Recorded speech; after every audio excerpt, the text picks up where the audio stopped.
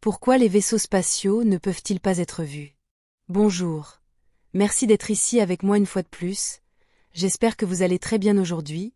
C'est Marie, bienvenue sur ma chaîne.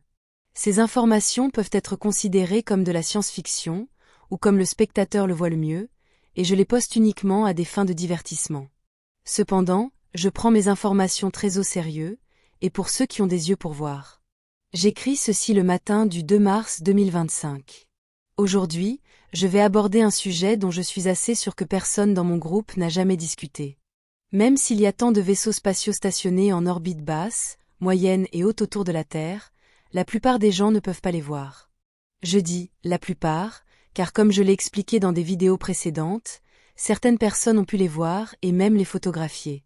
Je ne parle pas d'ovnis ici, ceux qui sont vus en se déplaçant à travers l'atmosphère terrestre et à basse altitude, je parle de tous les super grands vaisseaux qui sont en dehors de l'atmosphère et qui varient en altitude d'environ 100 km au-dessus du niveau de la mer à 500 000 km, ce qui est la plus haute altitude orbitale acceptée par la Fédération galactique comme étant celle de la Terre. Espace aérien terrestre ou espace terrestre spatial. Au-delà de cette altitude orbitale, l'espace est considéré comme interplanétaire. Ici, je simplifie un peu les chiffres pour que vous les compreniez, car la Fédération galactique n'utilise pas les kilomètres ou les miles pour mesurer de petites distances. Un mot sur ces photographies, elles sont grandement améliorées à partir de très petites images de télescope, et les formes ne correspondent pas entièrement à celles des vaisseaux spatiaux en question, car ce que vous voyez en elles, ce sont uniquement les zones éclairées où le soleil frappe directement leur coque. Mais alors la grande question se pose. Pourquoi la plupart de la population humaine ne peut pas les voir, même avec un équipement optique très performant? Tout d'abord, écartons toutes les excuses scientifiques socialement acceptées de la Terre qui, dans ce cas, ne sont pas basées sur la science, mais plus sur la conservation de la matrice telle qu'elle est, imposant des mensonges qui ont soi-disant un fondement scientifique. Ce que je veux dire, c'est que les gouvernements savent l'existence de tous ces grands vaisseaux spatiaux non humains, stationnés en orbite terrestre, qui sont en moyenne à peu près 1000 tout le temps.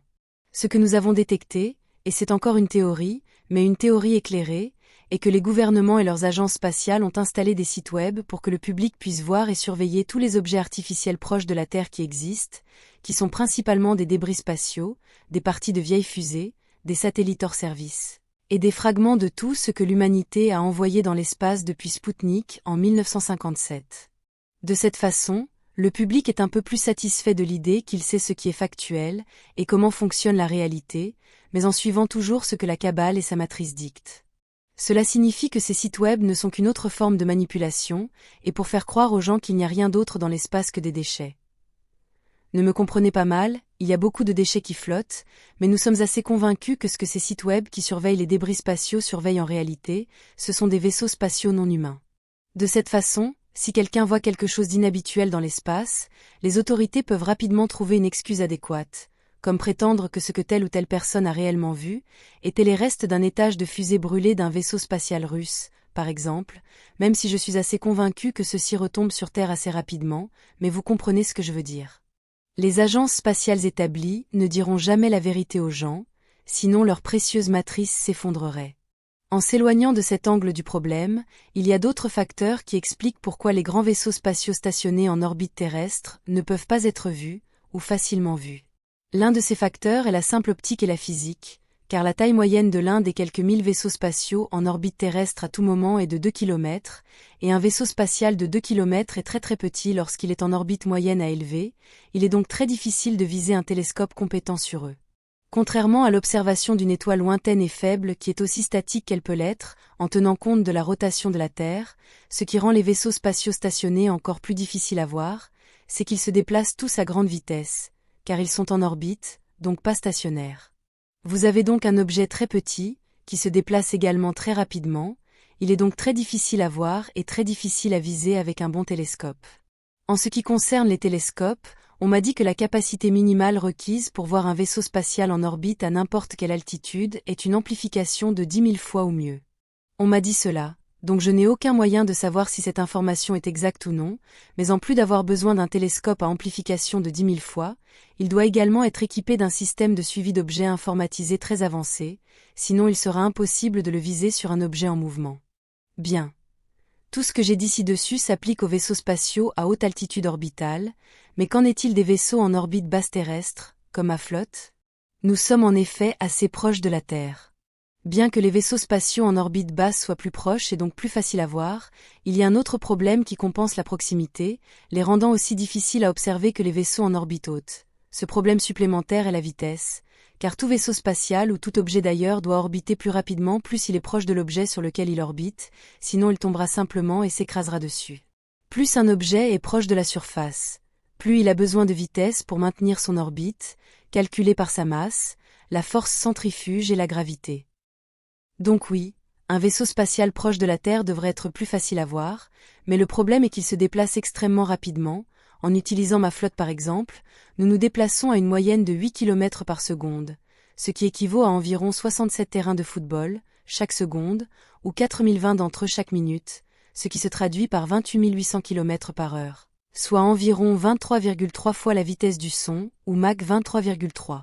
Un oiseau volant si vite est difficile à attraper, mais même en se déplaçant à une telle vitesse orbitale élevée, les grands vaisseaux spatiaux en orbite basse devraient pouvoir être vus, pas facilement, mais cela devrait être possible. J'ai parlé de ce sujet et de ce problème avec mes amis du CICTG tiens ici, car nous soupçonnions tous fortement qu'autre chose empêchait les gens de voir autant de vaisseaux en orbite terrestre. Nous avons d'abord spéculé que les ceintures de radiation de Van Allen pourraient avoir quelque chose à voir avec cela, pourtant ma flotte orbite officiellement sous ces ceintures. Nous avons donc décidé d'envoyer 2 chasseurs SUSY 6 pour étudier les indices de radiation et la fréquence de vibration à laquelle ils se trouvent, en particulier dans l'atmosphère terrestre, spécifiquement dans l'ionosphère, et comment cela affecterait l'optique et l'observation des vaisseaux spatiaux en orbite. Ce que nous avons découvert, c'est qu'il y a en effet plusieurs couches de bulles de radiation couvrant la planète, et à diverses altitudes élevées, classées comme suborbitales. Mais ce que nos amis pilotes de chasse tégétiens, Alexa, Edan, Tarell et Amiclès, ont découvert était plus intéressant.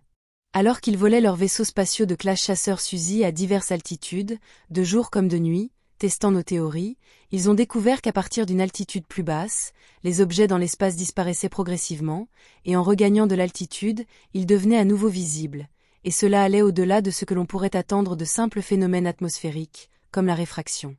Ou simplement à cause du simple fait que toute atmosphère réduira la visibilité en raison de sa densité, à cause de l'éblouissement du Soleil. Par exemple, ce que nous avons découvert, c'est que l'hologramme qui recouvre la Lune s'étend à l'ensemble du firmament tel qu'observé depuis n'importe quel point à la surface de la Terre. Cela signifie que l'hologramme qui recouvre la Lune recouvre également les étoiles et tout autre objet dans l'espace, nettoyant ou retirant artificiellement tout objet indésirable qui pourrait potentiellement être dangereux pour l'intégrité de la matrice chérie de la Fédération galactique sur Terre. Je sais que cela semble très étrange pour la plupart des gens qui n'ont pas vu les faits auparavant, mais la Lune est recouverte d'un hologramme qui déforme sa véritable nature et sa surface, la faisant ressembler à un satellite naturel alors qu'elle est artificielle. Ce n'est pas une théorie, pas pour nous qui savons, et qui avons vu sa véritable surface de nos propres yeux. C'est un fait dont j'ai conscience que la plupart des gens ne peuvent tout simplement pas accepter. C'est une boule de métal presque exactement comme l'étoile de la mort de Star Wars, seulement sans le grand disque circulaire dans l'hémisphère supérieur. Cet hologramme lunaire a été détecté et même filmé par plusieurs personnes sur Terre, des personnes qui ont posté leurs vidéos sur YouTube, mais la plupart d'entre elles ont été supprimées depuis longtemps. Celle que j'ai trouvée toujours sur YouTube est une vidéo appartenant à la chaîne YouTube Crow 777, qui s'écrit avec 2 R. Il l'appelle « la vague lunaire ». Faites vos propres recherches, s'il vous plaît.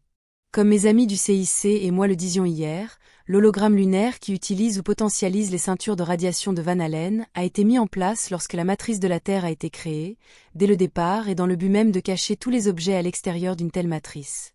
Bien que tout cela nécessite plus de recherche, la conclusion à laquelle nous sommes arrivés est que l'hologramme semble placer une image illusoire de l'espace à l'extérieur de la Terre, qui est précise, mais éditée par leur technologie de fréquence et de vibration, protégeant ainsi la matrice terrestre et ses systèmes de croyance.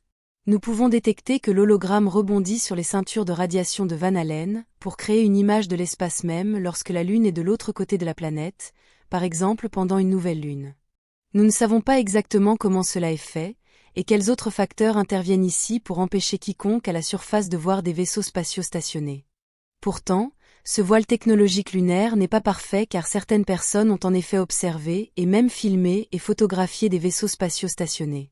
Être et vivre ici ne signifie pas que nous pouvons tout savoir, surtout parce que nous sommes également à l'intérieur d'une autre matrice illusoire, une qui contient la Terre, car les pouvoirs en place, la Fédération Galactique, nous donnent tout autant de conneries comme version officielle, que vous à la surface, et pardonnez mon langage, j'avais besoin d'exprimer un peu de piquant ici.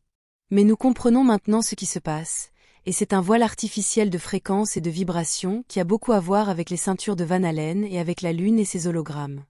Au fait, les ceintures de radiation de Van Allen, que nous détectons avoir des variantes plus petites, aussi basses que l'ionosphère, sont ce que beaucoup de gens du globe plat appellent le dôme. Donc à proprement parler, ce dôme est ce qui empêche les gens de voir ce qui se trouve à l'extérieur, à l'exception du vaste vide de l'espace, que les contrôleurs de la Terre veulent que vous voyiez et pas un iota de plus. Je sais que tout cela est difficile à avaler, et c'est aussi le cas pour moi. Nous continuerons à faire des recherches sur ce sujet, mais les conclusions jusqu'à présent sont assez solides. Ce sera tout pour aujourd'hui. Comme toujours, merci d'avoir regardé ma vidéo, d'avoir liké, partagé, et de vous être abonné pour davantage. Cela aide beaucoup cette chaîne à grandir. Et j'espère vous voir ici la prochaine fois. Avec beaucoup d'amour et de reconnaissance, votre amie, Marie.